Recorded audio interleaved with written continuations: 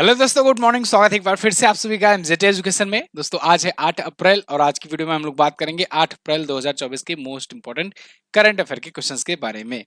आज क्लास लेने का बिल्कुल मन नहीं है, लेकिन फिर भी आप लोग इंतजार में बैठे हैं इसलिए बनाना पड़ रहा है। तो आज के दिन की क्लास में हम लोग आज के दिन के करंट अफेयर को पढ़ेंगे बहुत ही अच्छे तरीके से। लेकिन कोई भी कंटेंट कम नहीं मिलेगा, सब कुछ मिलेगा अच्छे से। ऐसा नहीं है कि मन नहीं था तो इसलिए अच्छा नहीं पढ़ाएंगे। पूरा पूरा आपको पुराना ही अंदाज में मिलेगा सब कुछ। चलिए, कल हम लोगों ने जो चीजें पढ़ी थी उसको एक मिनट में रिवीजन करते हैं, फिर आगे बढ़ते हैं। कल हम लोगों ने पढ़ा था कि 7 अप्रैल को मनाया गया विश्व स्वास्थ्य दिवस और अभी 5200 वर्ष पुरानी हड़प्पा बस्ती की खोज की गई कच्छ, गुजरात में। इसके अलावा मनसुख मंडाविया जो हैं 2025 तक घोषणा कर चुके हैं कि यूरिया आयात बंद कर दिया जाएगा इंडिया में। इकोनॉमिक इंटेलिजेंस यूनिट की बिजनेस एनवायरनमेंट रैंकिंग आई है। सिंगापुर इसमें टॉप पर रहा है, भारत को इसमें 51वां स्थान मिला हुआ है। विशेष सुरक्षा समूह एसपीजी में महानिरीक्षक पद पर लव कुमार को नियुक्त किया गया है। राष्ट्रीय पुस्तकालय दिवस दोस्तों 6 अप्रैल को मनाया गया। इसके अलावा ग्लोबल लीडर्स की सूची में 4 भारतीय शामिल हैं। एसजेवीएन लिमिटेड जो है 15वें सीआईडीसी विश्वकर्मा पुरस्कार में ये 2 पुरस्कार जीता है, सामाजिक विकास और प्रावधान सृजित करने के लिए उपलब्धि पुरस्कार और CIDC partners in progress trophy. इसके अलावा फिलीपींस, अमेरिका, जापान, ऑस्ट्रेलिया, इन 4 देशों के बीच में अभी दक्षिण चीन सागर में एक बहुत बड़ा अभ्यास हुआ है। और नाटो ने यूक्रेन की सहायता के लिए अगले 5 वर्षों में $100 बिलियन देने के लिए चर्चा उठाया हुआ है, प्रस्ताव दिया हुआ है। ये टॉप 10 करंट अफेयर के क्वेश्चंस थे कल की वीडियो से, जिनका आपने किया है रिवीजन 1 मिनट में। अब बात करेंगे आज की करंट अफेयर की, लेकिन इसकी क्विज पीडीएफ आपको एमजेटी ऐप पर मिलेगी, तो आप वहां से जाकर सॉल्व कर सकते हो। पहला क्वेश्चन, 16 से 18 अप्रैल 2024 को विश्व भविष्य ऊर्जा शिखर सम्मेलन 2024 की मेजबानी कहां पर होगी? तो 16 से 18 अप्रैल के बीच में होने जा रहा है विश्व भविष्य ऊर्जा शिखर सम्मेलन, वर्ल्ड फ्यूचर एनर्जी समिट। ये होने जा रही है दोस्तों अबू धाबी में, यूएई की अबू धाबी में। यूएई की राजधानी है अबू धाबी, वहीं पर होगी। और किसके द्वारा कराई जाएगी? मसदर के द्वारा। मसदर एक कंपनी है वहां की, बहुत बड़ी कंपनी है, एनर्जी से रिलेटेड ही। तो उसके द्वारा ये आयोजित कराया जा रहा है। दुनिया भर में फ्यूचर एनर्जी को लेकर के ये समिट होने जा रही है दोस्तों। जैसे वर्ल्ड गवर्नमेंट समिट अभी आयोजित किया किसने? यूएई ने। कॉप 28 का शिखर सम्मेलन का आयोजन किया, वैसे ही अभी यहाँ पर वर्ल्ड फ्यूचर एनर्जी समिट का भी आयोजन करने जा रहा है। ये 16 से 18 अप्रैल के बीच में होगा। और इसमें देखो मसदर जो है ये आयोजित कर रही है। मसदर का लक्ष्य है कि 2030 तक 100 गीगावाट की नवीनीकरण ऊर्जा यानी कि रीन्यूएबल एनर्जी का पोर्टफोलियो इसका आ जाए। अगर आपको याद हो तो अभी कल परसों में मैंने बताया था कि भारत में एक कंपनी है अडानी ग्रीन एनर्जी लिमिटेड। तो ये जो है, ये कंपनी जो है, इसने क्या किया है, इसने अपना टारगेट बनाया है कि 2030 तक 45 गीगावाट का रिन्यूएबल एनर्जी का इसके पोर्टफोलियो में आ जाए। अभी 10 गीगावाट बनने वाली ये पहली कंपनी बनी है। ये बना रहे हैं टारगेट 100 गीगावाट का। ध्यान रखना, दोनों ही याद हो जाएगा आपको। आगे, भारतीय सेना को मिली आकाश तीर प्रणाली किसके द्वारा विकसित की गई है? तो भारतीय सेना को दोस्तों आकाश तीर प्रणाली मिल चुकी है और इसको बनाया है भारत की ही company Bharat electronics limited. Bharat electronics limited एक नवरत्न कंपनी है और इसके द्वारा आकाश तीर प्रणाली डेवलप की गई है, जो भारतीय सेना को सौंपी गई। आकाश तीर प्रणाली क्या होगी? ये भी एक प्रकार का एयर डिफेंस सिस्टम है। एयर डिफेंस सिस्टम में ना कोई एक मिसाइल एक सिस्टम नहीं होता, उस पूरा पूरा मतलब एक सिस्टम ही होता है। इसमें रडार प्रणाली, उसके बाद जो मिसाइल निकल करके उसको डिफेंस करती है, वो पूरा पूरा एक सिस्टम बना होता है। तो वो एयर डिफेंस सिस्टम होता है। जैसे अगर बात करें S-400 याद होगा आपको। S-400 को हम लोगों ने रसिया से खरीदा हुआ है और उसका नाम दे दिया है सुदर्शन। ठीक है ना, पूछा जा सकता है, इसको नोट डाउन कर लो। जो S-400 हम लोग रसिया से खरीदे हैं उसका भारत ने नाम बदल करके सुदर्शन कर दिया है। ठीक है ना, ये बताया था मैंने आपको। ऐसे ही, लेकिन वो 400 किलोमीटर की रेंज वाला है। 400 किलोमीटर की रेंज वाला है। क्या हो जब छोटी मिसाइलों का अटैक हो जाए, तब क्या होगा, कैसे डिफेंड करेंगे? तो तब उसके लिए आकाश तीर प्रणाली जो है इसको यूज करेंगे। ठीक है ना, तो ये भारतीय सेना के लिए है। अब ऐसा नहीं है कि भारतीय सेना के पास छोटी मिसाइलों के लिए, छोटी रेंज के लिए कुछ था, नहीं था, है। और भी बहुत सारी चीजें हैं, आकाश मिसाइल वगैरह भी काम करती हैं, लेकिन आकाश तीर प्रणाली उसी का समझ लो एक एडवांस रूप है। तो भारत इलेक्ट्रॉनिक्स लिमिटेड ने बनाया है। टोटल भारतीय डिफेंस सिस्टम से अगर बात करें, डिफेंस फोर्सेस से, तो 1982 करोड़ रुपए की डील इससे हुई थी टोटल के लिए। इसमें सेंसर, रडार नेटवर्क सब कुछ है, विमान, जेट, हेलीकॉप्टर, ड्रोन, मतलब पूरा का पूरा एक ये स्क्वाड्रन है अपना। तो ये हुआ है। अब ये भारतीय सेना के लिए है, ध्यान रखिएगा। भारतीय थल सेना के अध्यक्ष कौन है, आप मुझे कमेंट करके बता दो। भारतीय सेना दिवस 15 जनवरी को मनाया जाता है। आगे, राष्ट्रीय हस्त निर्मित दिवस या कहें नेशनल हैंडलूम डे, ये कब मनाया जाता है? तो नेशनल हैंडलूम डे दोस्तों वैसे मनाया तो जाता है अप्रैल महीने के फर्स्ट सैटरडे को। अप्रैल के फर्स्ट सैटरडे को ये मनाया जाता है, और इस बार अप्रैल का फर्स्ट सैटरडे पड़ा था 6 अप्रैल को, इसलिए 6 अप्रैल को ये मनाया गया राष्ट्रीय हस्त निर्मित दिवस या कहें नेशनल हैंडमेड डे या नेशनल हैंडलूम डे। ठीक है, तो ये मनाया गया। ठीक है, अच्छा, एक एक और जरूरी बात, हैंडमेड जितने भी प्रोडक्ट होते हैं उसको भारत सरकार तेजी से प्रमोट भी कर रही है, लोकल फॉर वोकल के तहत। तो बाय हैंडलूम प्रोडक्ट्स, ये है इस बार की थीम। मतलब थीम भी ऐसी ही रखी गई है जिससे ज्यादा से ज्यादा लोग हैंडमेड प्रोडक्ट को, भारत के जो कुटीर उद्योग या लघु उद्योग, ये सभी उद्योग के द्वारा प्रोडक्ट बनाए जाते हैं और जो हैंडमेड खास करके बनाए जाते हैं, उनको ज्यादा से ज्यादा प्रचार प्रसार करना इसका उद्देश्य है, और पब्लिक से भी यही रिक्वेस्ट है कि वो ज्यादा से ज्यादा इसे खरीदें। अगला क्वेश्चन, हाल ही में लद्दाख के किस क्षेत्र में सार्वजनिक शांति बनाए रखने के लिए धारा 144 लागू किया गया? अब वैसे धारा 144 बहुत बड़ी बात नहीं है, ये अक्सर आप सुनते होंगे कि इस क्षेत्र में धारा 144 लागू हो गया। कहीं पर भी कोई दंगे जैसी स्थिति या कोई विवाद उत्पन्न होने जैसी स्थिति होती है तो वहां धारा 144 लागू कर दिया जाता है। अभी आपने देखा कि जब मुख्तार अंसारी की मृत्यु हुई थी अभी जेल में, तो भी बहुत सारे जगहों में जो सेंसिटिव एरिया थे वहां पर धारा 144 लगा दी गई थी। ये धारा 144 है क्या? जो अभी लद्दाख में लगाई गई है, लद्दाख के लेह में लगाई गई है। एक्चुअली में धारा 144 ये प्रोविजन देता है, इसमें ये बात कही गई है कि कहीं अगर मान लो सेंसिटिव एरिया है, कहीं पर दंगा भड़कने की या फिर उग्र होने की, भीड़ की अगर कोई आशंका है तो भीड़ ना बनने दिया जाए। यही इसका प्रमुख उद्देश्य होता है। इसके लिए नियम क्या है? 4 से ज्यादा लोग एक साथ कहीं एकत्र ना हो। इसके अलावा अगर हो तो दंडवत कार्रवाई भी की जा सके। तो ये सब चीजें होती है। तो अब एक आप सोचोगे लेह लद्दाख में ऐसा क्यों हो रहा है? तो एक्चुअली में मैंने आपको एक वीडियो भी बना करके इस पर दी थी कि वहां पर अनशन चल रहा था। 21 दिनों का सोनम वांगचुक जी ने अनशन किया था। सोनम वांगचुक वही है जो 3 इडियट मूवी से फेमस हुए थे, और उन पर मूवी ही बनी थी, और उन्होंने वहां पर लद्दाख की स्टेटहुड की डिमांड के लिए प्रोटेस्ट रखा था। 21 दिनों की उनकी भूख हड़ताल थी, वो कंप्लीट हो गई है। फिर इन्होंने कहा कि हम पश्मीना मार्च करेंगे। इसके बारे में भी हमने बताया था आपको, जो लोग डेली रेगुलर देखते होंगे उनको हर एक अपडेट मिल रही होगी। तो इसके बारे में भी मैंने बताया था कि पश्मीना मार्च ये लोग 7 अप्रैल को शुरू करने वाले हैं। तो 7 अप्रैल को पश्मीना मार्च शुरू करते इससे पहले ही 5 अप्रैल को वहां पर धारा 144 लागू कर दी गई। मतलब 7 अप्रैल को ये भीड़ इकट्ठा करना चाह रहे थे, और 5 अप्रैल को ही यहां पर इम्पोज कर दिया गया कि धारा 144 लग गई है, अब आप भीड़ को इकट्ठा नहीं कर पाओगे। ये भीड़ इकट्ठा करके करते क्या? ये भीड़ इकट्ठा करके जा रहे थे इंडिया और चाइना के बॉर्डर्स के एरिया में, जहां पर ये दिखाने के लिए कि देखो चाइना जो है, इनका कहना ये है कि 15 किलोमीटर इंडिया में घुस आया है, इंडियन टेरिटरी में कब्जा कर लिया है। तो ये लोगों को, भीड़ को लेकर के जाते वहां पर, खास करके चरवाहों को, क्योंकि चरवाहे वहां तक जाते हैं और वो चरवाहों की जमीन थी। क्लेम किया जाता है कि वहां पर चरवाहे जो हैं वहां पर जो चराते हैं अपने भेड़ बकरी वगैरह को, तो उनकी वो जमीन थी जिसको चाइना ने हड़प लिया है। तो ये वहां पर ले जाते और पूरी दुनिया का ध्यान आकर्षित वहां पर करते।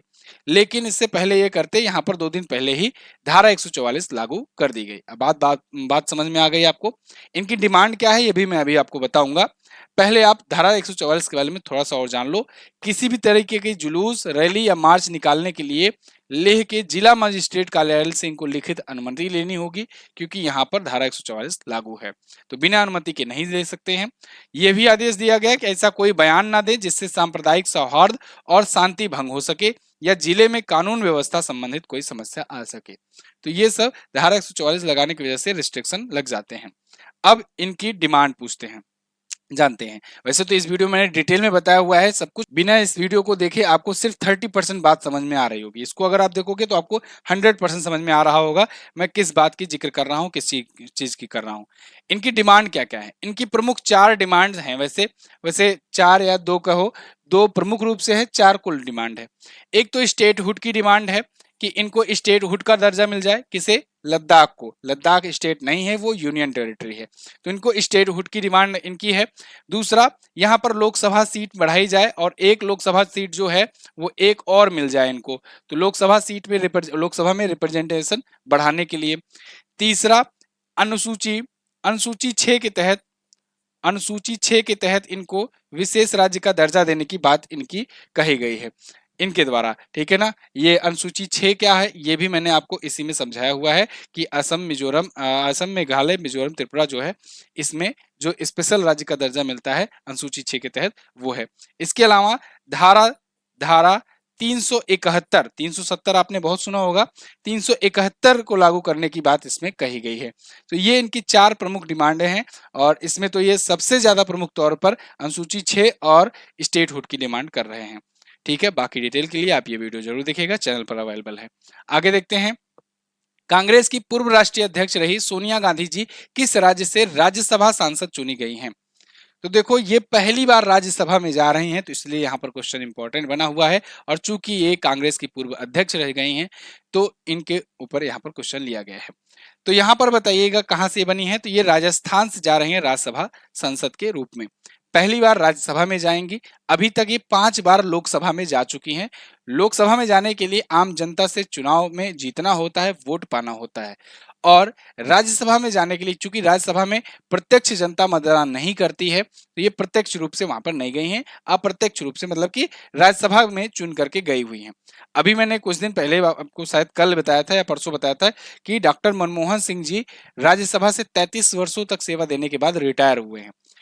यहाँ पर इनका हुआ है। और साथ ही साथ मैंने अश्विनी वैष्णव जी के बारे में बताया था, वो क्योंकि रेल मंत्री हैं, 2 मंत्रालय उनके पास है, तो वो रिटायर हुए थे, लेकिन अब वो उड़ीसा से चुने गए हैं, तो वो भी याद रखिएगा। अश्विनी वैष्णव जी उड़ीसा से राज्यसभा सांसद बनकर के आए हैं और ये राजस्थान से बनकर के जा रहे हैं। सोनिया गांधी जी के बारे में बात करें तो ये दोस्तों 1998 में पहली बार कांग्रेस पार्टी की अध्यक्ष बनी थी। Congress party, Indian national Congress, ये इंडिया की सबसे पुरानी पार्टी है। 1885 में इसकी स्थापना की गई थी। आप इंडियन नेशनल कांग्रेस या कहें कांग्रेस एमजेटी एजुकेशन करके पार्टी लेकर के सर्च कीजिएगा, तो कांग्रेस की जितने भी अध्यक्षता हुआ था, जितना सम्मेलन हुआ था, वो सब मैंने आपको मॉडर्न हिस्ट्री वाले क्लास में बताया है, यूट्यूब पर ही है अवेलेबल फ्री में, तो आप देखिएगा जरूर। 1885 में एओ हुइम ने इसकी स्थापना की थी वैसे, और इसकी ये राष्ट्रीय अध्यक्ष 1998 में बनी। 1999 में बेल्लारी कर्नाटक से और उत्तर प्रदेश के अमेठी से ये चुनी गई लोकसभा की सांसद। इसके बाद ये रायबरेली से भी लड़ी थी और वहां से भी जीती थी। तो कुल मिलाकर के ये 5 बार लोकसभा में जा चुकी हैं चुन करके, और इस बार ये राज्यसभा से गई हैं। तो राज्यसभा में जाने के लिए, राज्यसभा का सदस्य बनने के लिए इनको शपथ कौन दिलाया?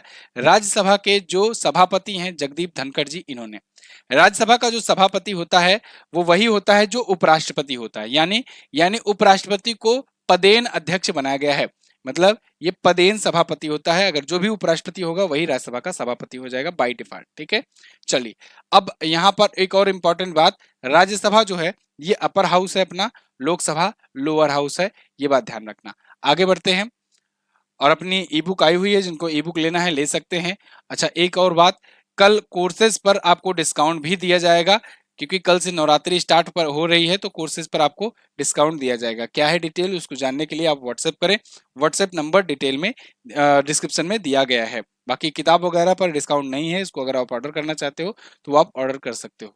अगला, हाल ही में सुप्रीम कोर्ट ने किस राज्य के मदरसा कानून के खिलाफ आदेश पर रोक लगा दी? ये भी इंपॉर्टेंट क्वेश्चन है। तो सुप्रीम कोर्ट ने अभी हाल ही में उत्तर प्रदेश के मदरसा कानून के खिलाफ जो स्टे आ गया था, जो रोक लगी थी, उस आदेश पर रोक लगा दी है सुप्रीम कोर्ट ने। ध्यान रहे, मदरसा पर रोक सुप्रीम कोर्ट ने नहीं लगाई है, मदरसा पर रोक के लिए इलाहाबाद हाई कोर्ट ने आदेश दिया था, उस इलाहाबाद हाई कोर्ट के आदेश पर रोक इन्होंने लगा दी है। समझ में आई बात? अभी 2 दिन 4 दिन पहले मैंने ये भी क्वेश्चन कवर कराया था कि इलाहाबाद हाई कोर्ट ने उत्तर प्रदेश में मदरसा जितने भी स्कूल हैं उन सब पर रोक लगा दी थी तत्काल प्रभाव से।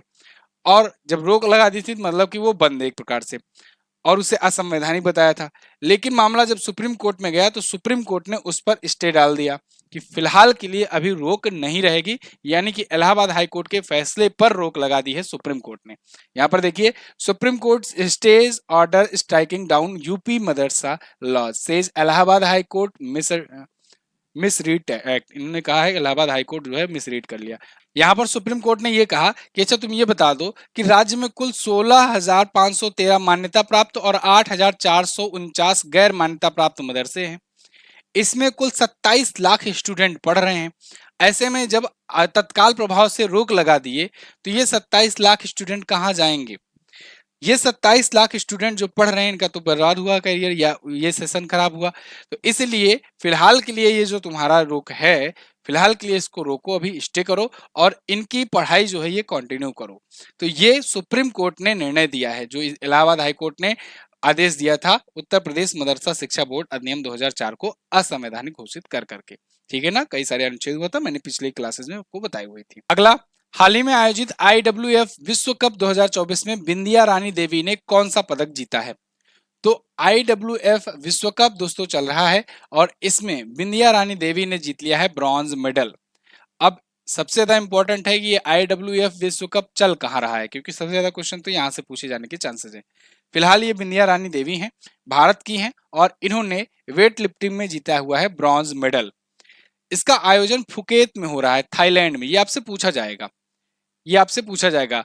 भारत अंतर्राष्ट्रीय भारोत्तोलन महासंघ यानी इंटरनेशनल वेट लिफ्टिंग फेडरेशन के द्वारा विश्व कप आयोजित किया जा रहा है और ये विश्व कप सीधा सीधा प्रभावित करेगा ओलंपिक में जाने वाले खिलाड़ियों को, यानी कि इसमें जो क्वालिफाई किया, इसमें जो अच्छा प्रदर्शन किया वो क्वालिफाई हो जाएगा यहाँ के लिए, पेरिस ओलंपिक के लिए। जैसे जैसे मीराबाई चानू, सखोरो मीराबाई चानू 49 किलोग्राम की कैटेगरी में ये खेली, इवेंट में हिस्सा ली। हालांकि ये यहाँ पर 12वें स्थान पर रही, लेकिन इनकी इनकी पॉइंट्स रेटिंग वगैरह अच्छी रही, इस वजह से इनको क्वालिफाई कर लिया गया है पेरिस ओलंपिक के लिए। तो ये क्वालिफाई हो गई हैं फिलहाल के लिए। और 31 मार्च से 11 अप्रैल तक ये आयोजन चल ही रहा है, तो मतलब अभी 11 अप्रैल तक और भी रिजल्ट्स आएंगे, इंडिया में और भी मेडल्स आने की संभावना है। बिंदिया रानी देवी फिलहाल ब्रॉन्ज मेडल पाई हुई है 55 किलोग्राम की कैटेगरी में। क्लियर? आगे, भारत ने कब तक परमाणु ऊर्जा क्षमता को 1 लाख मेगावाट तक बढ़ाने का लक्ष्य रखा? तो देखो, ये मेगावाट गीगावाट जो अभी आ रहे हैं डाटा, इसको सबको ध्यान में रखते जाओ। मैं कोशिश करूंगा आपको आसान से आसान तरीके से याद कराने की, तो ये याद रखते जाओ, अभी काम आएगा आगे। ठीक है ना, बहुत, क्योंकि ये डायरेक्टली क्वेश्चन पूछा जाएगा आने वाले टाइम पर। भारत की क्या क्षमता होने वाली है, भारत किस हिसाब से ग्रोथ करने वाला है, क्या टारगेट बना कर चल रहा है, ये सब पूछा जाएगा। तो भारत जो है ये परमाणु ऊर्जा क्षमता को 1 लाख मेगावाट तक करने का लक्ष्य रखा है 2047 तक।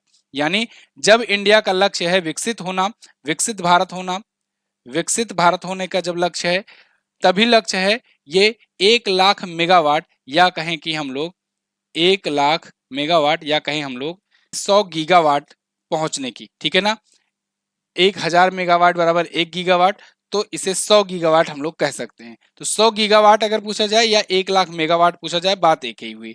इसके अलावा 2047 तक हम लोगों ने और क्या लक्ष्य रखा है कि एनीमिया मुक्त भारत हो जाए, एनीमिया मुक्त भारत हो जाए।